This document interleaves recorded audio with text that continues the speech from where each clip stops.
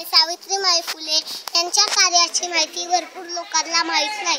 पहिली मुलींची शाळा चालू झाली पुण्यात भिडेवाड्यात 1848 साली दगडूशेठ गणपतीच्या समोर। खूप दुःखाने सांगूशी वाटते की त्या दगडा मातीच्या गणपतीला सोन्याचे कळस लागले आहे। या शाळेची अवस्था खूप वाईट आहे। आज जर डॉक्टर बाबासाहेब आंबेडकर, महात्मा फुले, सावित्रीबाई फुले जन्मले नसते तर आज आपली महिला घराच्या बाहेर नसती। आज आपली महिला चूल आणि मूल करतच राहिली असती। आज आपली महिला पंतप्रधान झाली, राष्ट्रपती झाली, हे सगळं आपल्याला सहजासहजी मिळाले नाही। आपले डॉक्टर बाबासाहेब आंबेडकर परदेशात असताना एका पावाच्या तुकड्यावर 24 तासातले 21 तास अभ्यास करत आपल्या हजारो वर्षाच्या गुलामीच्या बेड्यातून आपल्याला स्वतंत्र केले।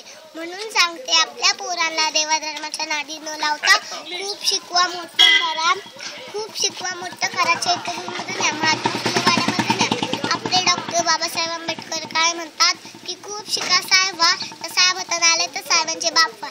एक दिवशी शाहू महाराज बाबासाहेबांना भेटायला मुंबईमध्ये, कोल्हापूरवरून मुंबईमध्ये डबकसाईमध्ये आलते। त्यावेळेस बाबासाहेब डबकसाईच्या एका छोट्याशा खोलीमध्ये राहत होते। बाबासाहेब म्हणले, आओ राजे, तुम्ही काय एवढा त्रास घेतला? तुम्ही सांगितलं असतं तर मी आलो असतो तुम्हाला भेटायला कोल्हापूरमध्ये। राजे म्हणले, आओ, आम्ही परंपरांचे राजे, तुम्ही विद्याचे राजे, तुम्ही खरे राजे।